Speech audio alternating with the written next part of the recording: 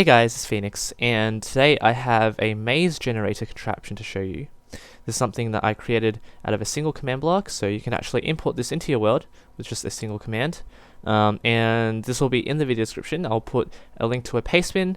It actually requires a bit more than just a single command because, whoops, I just fell over. It actually requires a bit more than one command because of the inherent command block character limit, and it was really frustrating, but I managed to pull it apart a little bit. We just get straight to it. So give yourself a command block first of all, and I'm actually just going to go straight to the paste bin quickly and copy the command in.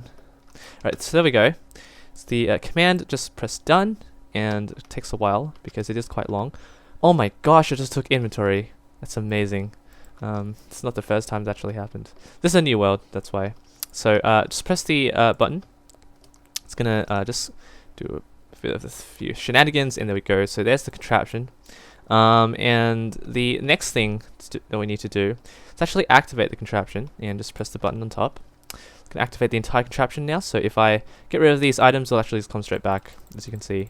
The last thing we need to do is actually copy the last few commands in, which require a bit of this off-camera work. So I'll be right back.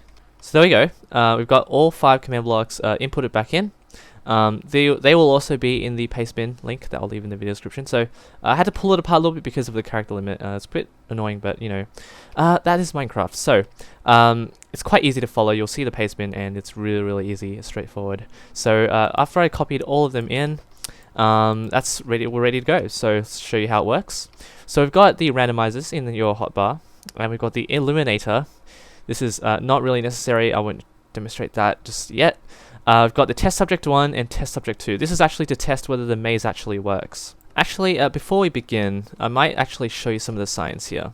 It's quite important. So maze generator, blah blah blah. Always work in twos. I'll show you what I mean by that. Ensure the maze has an exit and entrance. Straightforward. Face north when you're working with this. And the test subjects, and of course just editing a little bit. This is just an extra tip, so if you want to show some of your friends the maze that you created, you can also give them some potion effects to make the experience a little more enjoyable and more challenging, of course. So let's face north, and you've got the randomizers. Let's go ahead and right click the ground, and then the structure will generate. It might take a while.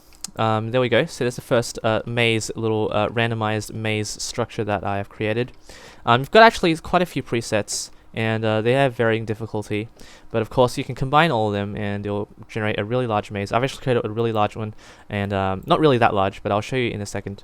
So the second one, obviously work in twos, so you've got 1 2 1 2 1 2. So always leave a couple blocks in between and work in even numbers. So even if going down as well, make sure you're also working in twos if you're going back down. Also make sure the world is flat, quite self-explanatory as well. Right click the second one, and it's going to generate a second structure, just like that. And there we go. Let's do one more. So work in twos. It's just going to look a lot better if you work in twos. Let's do that. Let's go randomizer 5. There we go. So it looks pretty neat. You can always at the very end just cover up all the exits and leave one open and the other one just leave 2 open, so you've got the entrance and the exit.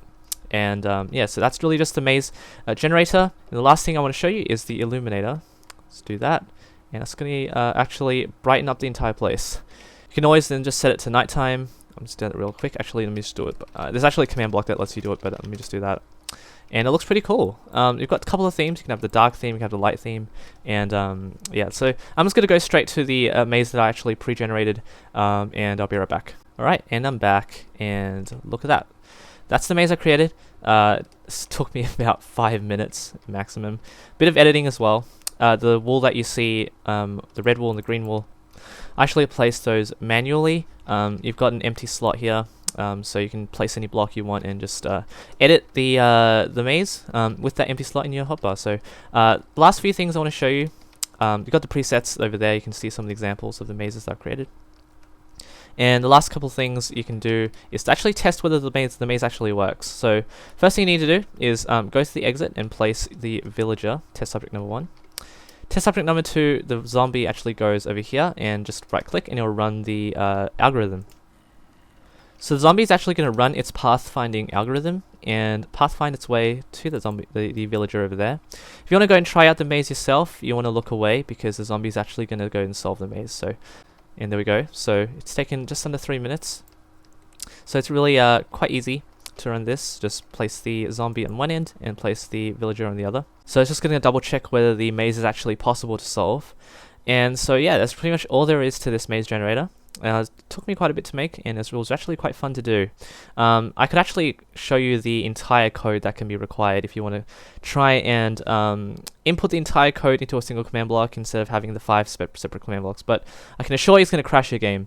Doesn't matter how strong your computer is. Anyway, so hopefully you guys enjoyed this concept. In order to import it into your world, simply use the single command block command that I'll leave in a pastebin, and also the 5 separate commands as well.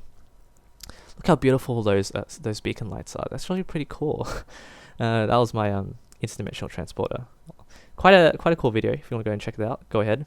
Anyway, I digress. Anyway, hope you guys enjoyed this video. If you did, make sure to leave a like and subscribe to my channel for more creative content. And thanks for watching. Take care.